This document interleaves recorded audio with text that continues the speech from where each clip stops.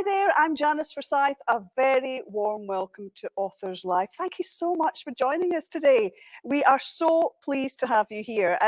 If you're a regular viewer of Authors Live, you might have noticed something. The last couple of ones that we've done, we did them in Zoom. But here we are back in the studio at the BBC in Glasgow. We're very, very excited about it. And I hope that wherever you're watching, the weather is as good as it is here in Glasgow. I can't quite believe it. Spring has definitely sprung. Blue skies, sunshine, things are looking up. And they're certainly looking up today. We're going to have a fantastic edition of Authors Live with a wonderful, wonderful author.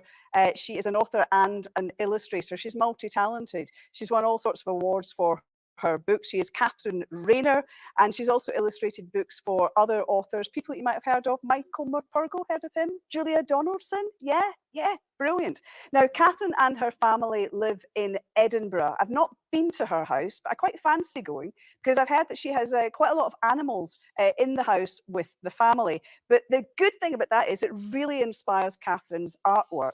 Now, I don't think that Catherine has a lion as a family pet. That would be a bit strange, wouldn't it? But her latest book is all about a wonderful lion called Arlo. I just love that name, Arlo, and I love this lion too. And the thing about Arlo is Arlo just wants to go to sleep. Do you understand that? Do you ever feel like that? I know I do. Big important thing to have to ask you is, do you have pen, pencils, paper with you? Fantastic, because the great thing is that Catherine is going to be doing some drawing with us later and actually showing us how to draw Arlo the lion. Catherine Rayner. Hello. Welcome to Authors Live. It's so lovely to have you here. Thank you so much. Thank you. And I think we are all cheery because it's such a lovely day. Oh, it's beautiful. It really feels very spring-like today. It does. It does. Nice. We're going to have lots and lots of fun. So can we clear things up straight away about the family and the pets and all of that? Do you know how many pets you have at home, and can you tell us what kind of pets they are? Oh gosh, well, we do have quite a few pets at home. You made it sound like we have a bit of a zoo, and we don't. We don't. So I do have a horse, but she is kept on the hills outside Edinburgh. So she's not in the house. I don't think she'd fit through the front door. She's quite big. Okay. She might make a bit of a mess. Yeah. So in the house, we have a very old cat called Enna, who has inspired an awful lot of my drawings. We have a sausage dog called Otto. Wow. I know, he's a new member and he's very naughty. So he's brought much joy over the last few months, but he's kept us on our toes, Yeah, should we say. I'll bet. And we also have two goldfish named by my children. One is called Craig and the other one's called Big Bad Barry. Big Bad Barry is small and we suspect female. Children have a good sense of humour. I know, like their mother. That's who they get it from. So no lions, because the thing is, I don't know, whether you have looked at this lovely little film on BBC Online that I discovered last night, because I was looking forward to meeting you and thinking about this gorgeous book and Arlo the lion. And then I discovered this lovely little film, because you live in Edinburgh. So Edinburgh Zoo has these lovely, well, they're getting bigger by the day, but I was looking at a little film of them when they were just newly born. Quite something. Have you visited those lion cubs or the lions at Edinburgh Zoo at all? I didn't know there were lion cubs. I've definitely visited the lions because I've drawn them a lot in my sketchbook when I was preparing to draw Arlo. Yes. And that sounds amazing. Yeah. We need to go and see them. Exactly. Well, meanwhile, you can look at the film online actually before you do that. So the illustrations are absolutely stunning. I mean, they really are. They're little beautiful works of art that you can just sink into. They're very, very evocative. You just feel as if you're in the pictures that you have painted. So were you always good at drawing? Were you, because we've got children watching now who maybe like drawing, were you interested right from the beginning? I was. I used to be one of the only children that looked forward to a wet, rainy playtime because you just get to sit in the classroom instead of having to go out and you could draw. They'd get all the boxes of paints and pencils and I'd just sit and draw for all the break times, all the lunch times. It made me very happy. And we had a sausage dog when we were growing up and I used to write and make little books about him from, I think my mum's got them back to when I was about 4. Wow. So I think I've always done it. Yeah. For as long as I know, but I can remember. And do you think that's interesting? So the sausage dog early on in your life, so you had a creature that you could draw. Yes. And so presumably is that just kept on really into your job? What a great job. You do something you love. I still can't believe it. When people ask me what I do, I feel a bit embarrassed that it's such a lovely job sometimes. Yeah, and so tell me though, I suppose the thing is, there's a difference between doing it for, you love doing it, but then you've got your job and you have to Mhm. do it as well. So tell me about, I mean, do you have a set routine when you're working? Do you get inspiration? Do you go outside and look at animals or other things or mountains or any of the other things that feature in your artwork and get inspiration from what you can see around you? Because I'm thinking that would also be useful for our audience, our children who are watching. Totally, yes. I get most of my ideas when I'm walking about. Um, do, obviously, you can go on really nice trips for inspiration, like climbing a nice mountain or going for a walk by a nice river. But even just going for a little stroll, sometimes you'll get an idea. It'll pop into your mind at the strangest time. Yeah. But I do love spotting wild animals too, and spending time drawing them as well. Yeah. Do you have a huge collection of pencils and paper and drawing books? And I'm trying to imagine your How house did you now. know? Yeah. I do, and I'm not the tidiest person. On my desk, there's literally just pencils. I'm sure I've got about 10 of the same color, but it's how I work, and I feel very comfortable when there's a bit of a mess. And Yeah. you can always pick up a different color. And yes, I have quite a messy studio, but it's very peaceful and creative, I'm I'd sure say. it is. And that's the thing, because of course, I mean, I remember from back in the old days of enjoying drawing, but also painting as well. And you could make a bit of a mess with paints too. Just looking at your wonderful illustrations, do you paint as well? Because they look like paintings. I do. Each character has a slightly different way of coming to life. So Arlo is painted with, they're called liquid acrylic inks, but they're really just shiny watercolors. And pencil crayon. So I tend to mix and match a lot of things. So sometimes there'll be a bit of ink and then a bit of pencil, and then even the odd splash of tea or red wine can go in at times. It's whatever makes a colour and makes a mark is worth trying. Yeah.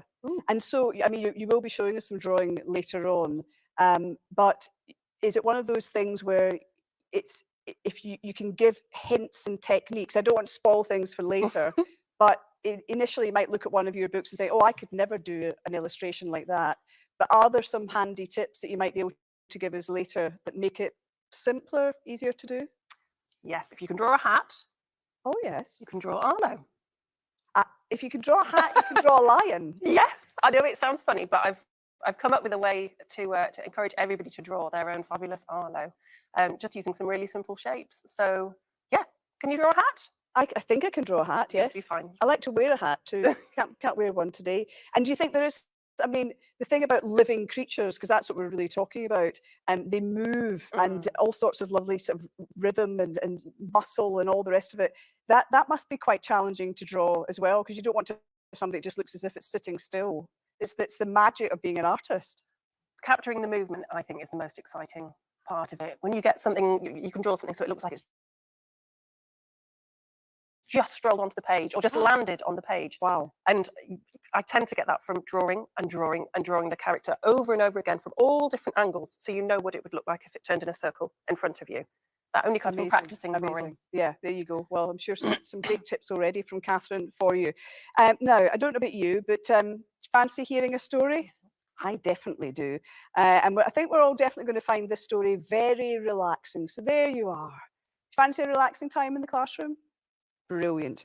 So Catherine, over to you. Thank you very much. Are you nice and relaxed? I'm very relaxed. Okay. Well, if everybody's sitting comfortably, I shall read you Arlo, the lion who couldn't sleep. Arlo was a very tired lion. He had tried everything, but he could not get to sleep. The grass was too prickly and the earth was too hard. The trees were too noisy, but the desert was too quiet. The sun was too hot, but the night was too cold. His family were warm, but they wriggled too much. Everybody knows that lions need a lot of sleep, and Arlo was exhausted. Will I ever sleep again? Arlo sighed. But Arlo wasn't the only one who was awake. Of course you will, said a voice from above. I sleep through the day when it's bright, noisy, and hot. Shall I tell you how? Then Owl began to sing. Have a good stretch from your nose to your toes. Do a little wriggle. Let your eyes gently close. Relax your whole body. Slow your breathing right down. Imagine you're sinking into the soft ground. Think about places where you'd like to be, the things that you do there, and what you might see. As you fall into calmness, so comfy and deep, your mind will rest and you'll drift off to sleep. Arlo stretched, wriggled, and tried to relax, while Owl sang her song once more. Arlo thought of the places he would like to go and see. He imagined bounding up mountains, wading in rivers, and climbing enormous trees. Then Arlo imagined he might need a rest, so he pictured himself cuddled up with his cozy, snoring family. And before he knew it, he was sleeping too.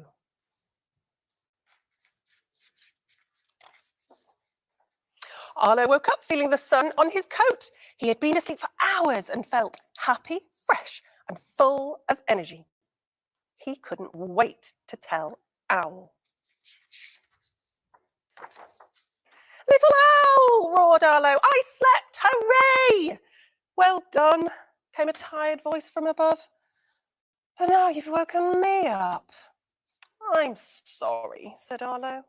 Shall I sing your song to you? Owl nodded her tired head, and Arlo began to sing. And while he sang, Owl thought of the places she would like to go and see. She imagined flying over open waters, soaring high and fast, and gliding through wild forests. Before she knew it, Owl felt starlight on her feathers. She had slept through the day and felt wonderful and rested. Hooray! Owl and Arlo cheered. We're pleased you've slept, but now you've woken us all up. The grumpy lion pride grumbled. Sorry, said Arlo, but we know what to do, hooted Owl. And Arlo and Owl sang together.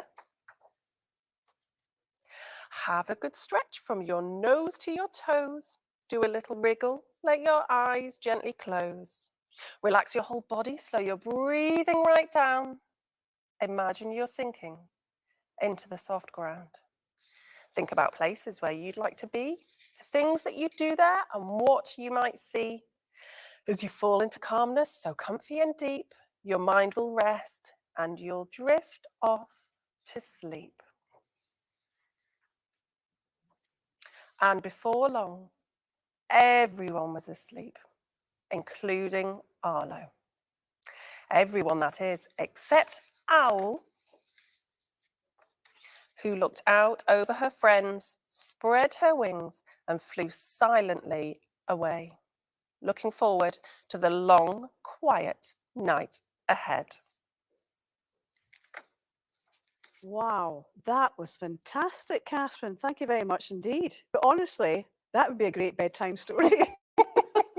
How did you feel about that? Were you sort of getting a little bit sleepy? That was so restful. And it was lovely actually to see in close up there, because you've got the book in front of you, and I'm sure many of the children will see the book, but to be able to see through the camera, the close-ups of your illustrations are so stunning. I think one of my favourite illustrations, every time I see it, makes me laugh and it makes me feel cozy too, is when you see all of the lions together on top of one another. Because were you reminded of, my son's all grown up now, but we've still got lots of his cuddly toys from when he was wee, and it actually reminded me of that. It just looks like piles of lovely cozy toys too. But there are also so many colours in the illustrations too. Even when we're not thinking about the animals, those wide vistas, because I'm sure you will have painted the sky a few times in pictures you've done from when you were little. But the colours in your skies are beautiful. Tell us a wee bit about doing that, because you might think, oh, the sky is easy to do. I bet it isn't. It's not as easy as you'd think. And I was trying to make it really so that when you turned the page, everything was very sleepily guiding you through, but still to another surprise. Yes. So keeping it calm, but still quite interesting and exciting. Yeah. The skies, if you notice, it goes through a cycle of the night. So it starts in the morning, you've got the sunrise, Yeah. and then it goes through a night, and then we go through another day again. Yeah. But the backgrounds are silk screen printed, which means that basically I get something that's a little bit like a window cleaner squeegee. Wow. And put the ink and mix it all up and then pull it across the paper to make it nice and flat. So it sounds a little bit complicated, but some children will know what screen printing is. Some children won't. But it's printmaking, effectively, like printing with potatoes and pans and But and it's so interesting because there's just all these different ways of doing it, and you're incorporating a lot of that, which is really, really interesting, I think, especially for children watching right now. And do you have I mean, I'm imagining that Arlo, the lion, is one of your favorite characters to draw and to illustrate. Is it tricky though? Big animal, lots of hair going on with the mane and everything. Is that difficult? it took a while to get right. So I knew that I wanted to draw a lion, and oh gosh, I must have done about 50 or 60, maybe even 100 drawings to try and get his expression right, but still have a very wild mane. Yeah. And one of the things that I did, which I don't know if I'd recommend at home, is I'll draw his body in pencil crayon. Yeah. And a watercolor pencil crayon, and then use the water to blend it. But his mane is ink. Aha. And if you're in a bit of a hurry, you can use a hairdryer to dry your ink, which happens I'm always in a bit of a hurry, or I'm excited to have it finished. But if you put the hairdryer on a spot of paper with ink on for quite a long time, it bubbles. It starts to boil, and that's how I've got the bubbly texture. Oh, lovely. Yeah, because I was thinking it looks a bit like Arlo's got lockdown hair, because we've all got sort of lockdown hair at the moment. His is rather splendid, I have to say. Well, look, you are going to, I asked earlier on if people had their pens and paper and so on with us, because this is the exciting thing. One of the exciting things about today, you're going to show us how to draw Arlo the lion with some clever tips and techniques. Yes, I am. Fantastic. Right. And we're in our telly studio, so we have a handy table and camera all set up for you. This is going to be such fun. Thank you very much indeed, Catherine. Catherine's going over.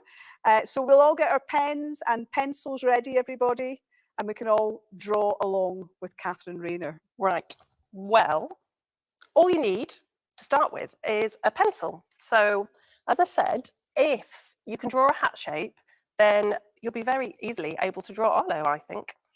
So I hope some of you are drawing along with me, and I will start over here using a slightly darker pencil than I normally would, because I want you to be able to see really clear what I'm doing. So that is kind of a floppy sun hat, I think.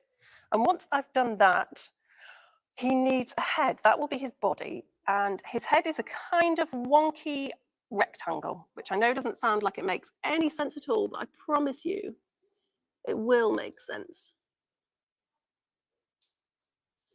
I suppose it looks a little bit like something's maybe stuck in the top of the hat. So if you're drawing along a couple of seconds there just to catch up. Now, the next shape is a little bit like Wellington boots. So I'm going to draw two sort of Wellington boots coming out the bottom of the hat. And you'll still be thinking, what on earth are we drawing here? But again, I promise you it'll come together in a minute. Now, lions need lovely long tails. So I'm going to put a lovely line here that will be his long tail and a little blob at the end. I wonder if you think yours looks like a lion yet. Perhaps not quite yet, but this next bit is what we've just been talking about. And I think Arlo perhaps needs some lockdown hair.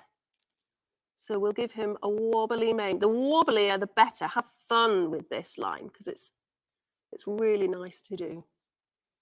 It's funny not drawing in my studio, I have to say. So there we go. It's looking a little bit more lion-like now, I think. Now, very, very important for Arlo is for him to have a smile. So I'm going to draw his little nose, or it would be a big nose in real life, and then a smile. And of course, he needs some eyes so he can close them when he's nice and relaxed. He's looking a bit more lion-like, isn't he? Some detail on his paws, which you can all do. They're just like little half circles. There he is having a little prance. And now I'm going to use my rubber and just rub out this line here, because we don't really need it, but don't worry too much, because in a minute, we're going to colour him in. So there he is. You can give him a little bit of a knobbly chin, and you can maybe soften some of those lines. But I'm very sure that you'll have done a beautiful job so far. Right, we spoke a bit about the equipment that I use. Here are some of the pencil crayons and some of the colours that I'm going to use for Arlo. And he has a lovely golden brown body. And the nice thing about illustrations is, if you wanted to, you could even do a pink line. Nobody says that they have to be gold. It's just that I'm drawing Arlo. So at this point, you could make your own character and give it its own name even, if you wanted to. I wonder what would be a good name for a lion. Arlo was a very special name, I thought, so I chose it for him. There he is. And you don't even have to be too neat. If you have a look at my drawings, you'll see that I often go outside the edges, and sometimes I'm very pleased with a happy accident. I make loads of mistakes all the time, and sometimes they're the best bit of a drawing. So don't worry about getting it absolutely perfect. There we go. Now this is the fun bit, really. Any colour. I've grabbed a handful of crayons from my desk, and I think I'm going to go for this one and really have some good fun. Scribbling in his mane, really. Give it lots of texture and have a lovely time. You can make him really punky if you like. He could be in a windy storm and his mane could be huge, or he could have been in the rain and it could be flattened onto him. Here we go. The more punky, the better. Really spiky. Here he is. And I think I'm going to finish off his mane with this colour. And I am going to just shade his back a little bit to make him look a bit more 3D.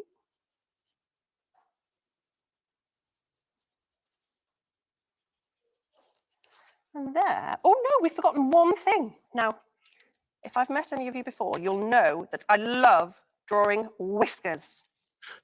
Whiskers are the best. So here are Arlo's lovely big whiskers. So there is Arlo. And that went okay. I was worried because I haven't drawn him for a little while, that I might not be able to do it. But with those 10 steps, I think it's okay. Phew.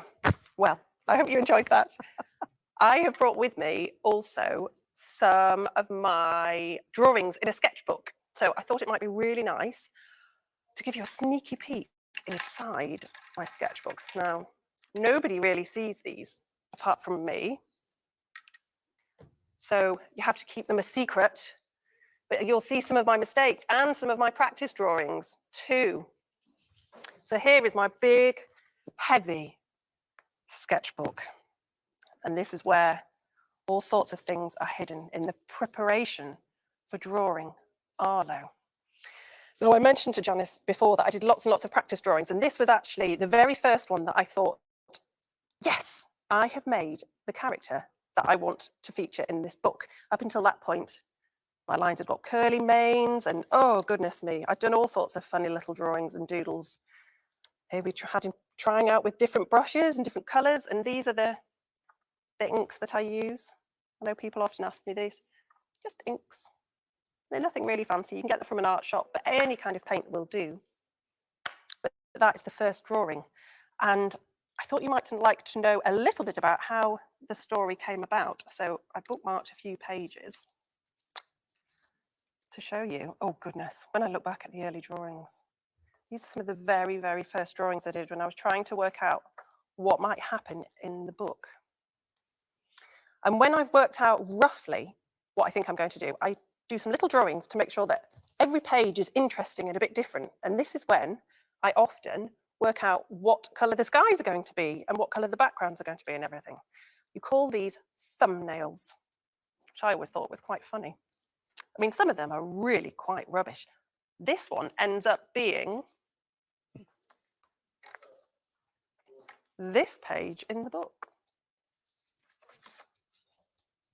If you can see, I just turned it the other way around and it ended up being that design. So that's what the ideas look like when they very, very first start.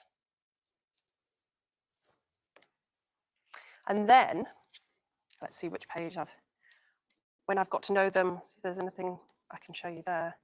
When I've got to know the pages a little bit better and worked a bit more on the rough drawings, I do some more thorough thumbnails like this. And at this point, this is one of my favorite parts of making a book, I make what's called a dummy book. And you can see that the book was originally going to be called Arlo and Owl.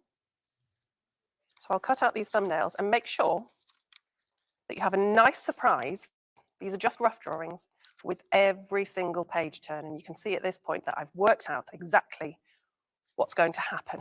So when I sit down to do the final artwork, I know what's happening. So that is my dummy book. Not many people see that. As you can see, it's very well made with sellotape and creased up bits of paper.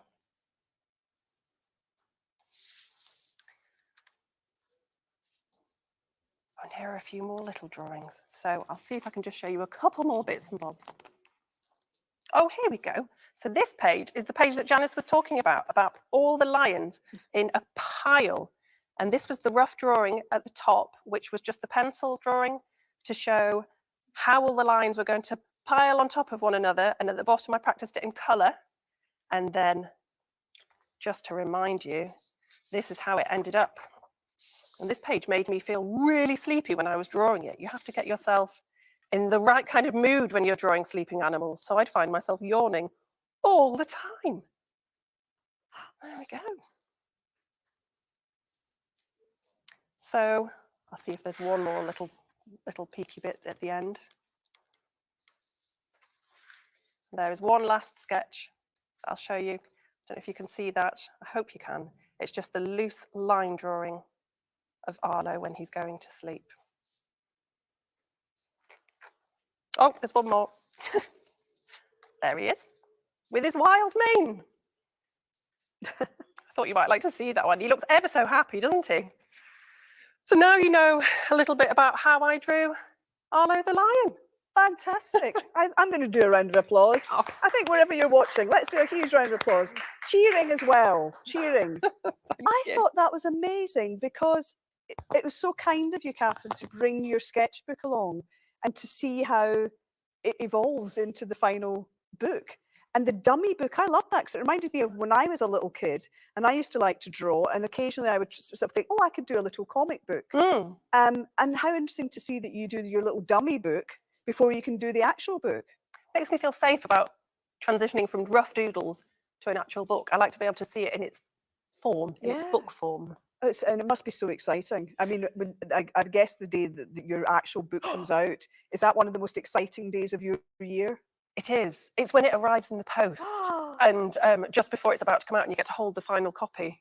It's kind of, you never know quite when that days, but you know roughly it might be this week, it might be next week. Yeah. And then you open it and it always smells amazing too. I love the smell of books. I love the smell of books too. Do you like the smell of books? Yeah, good. I'm glad to hear it. That was so interesting too, just those little techniques. We didn't want to spoil it for the children watching, but just the idea of how the heck do you go from a hat and certain shapes to the lion? But again, that is so interesting. So I guess with anything, just little tips, helpful tips really help.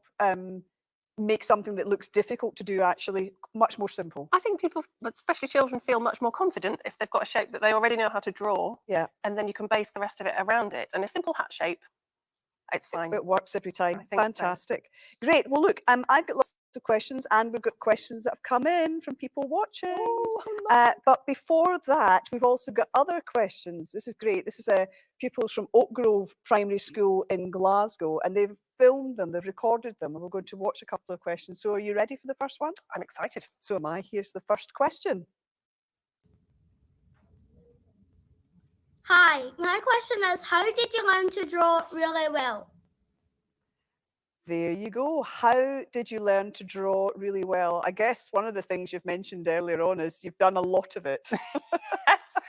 Well, it's like anything. Practice makes, I'm not sure if perfect Yeah. quite the word, but practice makes you better. So you just need to practice drawing. And whenever you get a minute, if you like drawing, just do it. Just draw and draw. And you can draw in anything. Inside of a cereal box, tissue, maybe not on the walls, maybe No. we'll stop at that, but you can draw anywhere. You just need a pencil. That's a great idea, actually, when you think about how we're all keen on recycling now. So I love the idea of a cereal box or other things that might be made of card, and you might be going to put them in the recycling bin. But before that, you could actually draw them. That's a terrific idea. But also, you clearly blooming love doing it. Even when you're describing the process there, also when Arlo came to life. And I wonder whether Arlo feels like a pet, a real person to you, or a real character to you. Gosh, well, I think some people think I'm a little bit mad because when I talk about the book, I talk about we, and people say, "Oh, I thought you'd written this one as well as illustrated it." And I say, "Oh, yes, I did. I mean, me and the lion, we are the we." So they do feel like they come to life. Once I've put them on paper, I feel like they're their own character. Yeah. They're their own person or animal or. Because when you were showing us that, I actually thought, you know what? You might be at home and you're not allowed to have a pet, or you can't have a pet for some reason, but you could draw your own pet Amazing idea. and bring it to life, and it could be your pal, a bit like Catherine. You believe it's real. Do a little book about it. Yes, write a little story. Perfect. Absolutely perfect. Right, enough of my silly questions. I think it's time for another proper question from somebody else from Oak Grove Primary School. Here we go. My question is, I really like the name Arlo and Augustus. How did you come up with the names? Oh, That's very sweet. absolutely cracking question. So, What a lovely question. how did you come up with those names? Well, I collect names. So if I hear a name, I'll often write it down or I sort of store it. And sometimes when I'm drawing something, a name will just come to me. It might be a book that I'm listening to or reading, or I listen to audiobooks when I'm painting sometimes, or a friend, or very occasionally someone will send me an email and I'll be like, oh, that's a good name. And it'll come through when I'm drawing a picture of something and I think I'll just use that. But the name Arlo came to me many years ago when my eldest child was at nursery and the name on the peg next to his was Arlo. And I just thought, what a lovely name. Yeah. It's kind of soft but powerful. It looks beautiful written down. It's quite short, so it's nice. I often think about how names look as well, because I'm a visual person. If they look nice written down,